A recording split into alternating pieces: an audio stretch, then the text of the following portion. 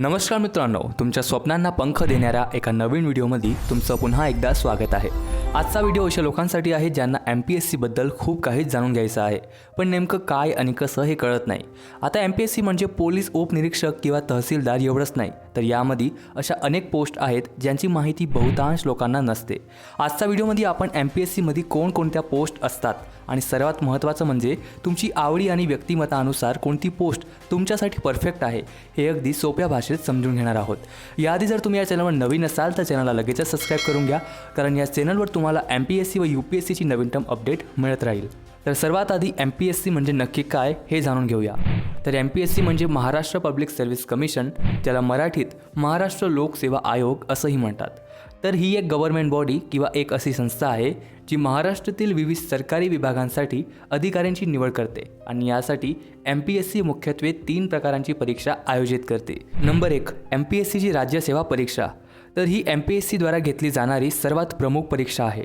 या परीक्षेतून क्लास 1 आणि क्लास 2 मधील राजपत्रित अधिकाऱ्यांची निवड केली जातात, ज्यात क्लास 1 अंतर्गत तुम्हाला deputy collector, deputy superintendent of police, assistant commissioner of police, assistant commissioner of state tax, deputy registrar for cooperative societies, deputy chief executive officer, block development officer, assistant director at Maharashtra finance and account services, chief officer at municipal corporation and municipal council, superintendent of state excise आणि education officer सारख्या इतर post बघायला मिळतील।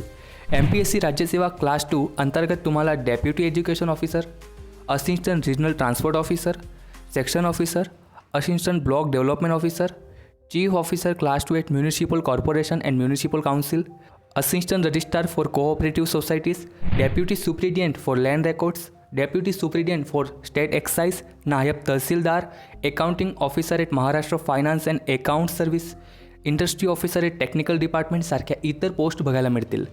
Number 2वर येते MPSC संयुक्त परीक्षा म्हणजे MPSC combined exam.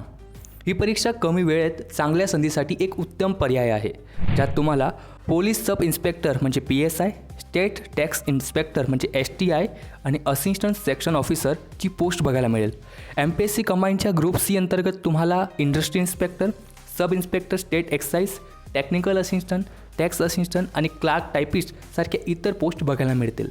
आता नंबर 3वर येते MPSC ची स्पेसिफिक पोस्टसाठी असलेली परीक्षा म्हणजे MPSC विविध विभागांसाठी आणि विशिष्ट पात्रता असलेल्या उमेदवारांसाठी इतर परीक्षा देखील घेते, ज्यात Maharashtra forest services examination, Maharashtra agricultural services examination, Maharashtra engineering services examination आणि सिव्हिल जज junior division and judicial magistrate first class examination सारख्या इतर एक्झामिनेशन असतात। आता MPSCत एवढ्या एक्झाम्स आणि पोस्ट आहेत, पण तुमच्यासाठी योग्य काय? तर फर्स्ट ऑफ ऑल तुमची आवड ओळखा। तुम्हाला कायदा सुव्यवस्थामध्ये रस आहे का, की ग्रामीण भागाचा विकास करायचा आहे किंवा मंत्रालयात बसून प्रशासकीय कामं करायची आहेत? मग तुम्ही MPSC ची राज्यसेवा परीक्षा देऊ शकता।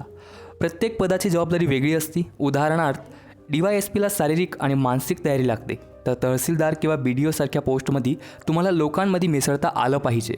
जर तुम्ही लवकर अधिकारी बनू इच्छिता, जर तुम्हाला लवकर पोस्ट हवी असेल तर तुम्ही PSI, STI किंवा ASO साठी म्हणजे MPSC कंबाईंड एक्झामसाठी प्रयत्न करू शकता। तर मित्रांनो, MPSC म्हणजे फक्त सरकारी नोकरी असं नाही, तर समाजासाठी काहीतरी चांगलं करण्याची एक सुवर्ण संधी आहे।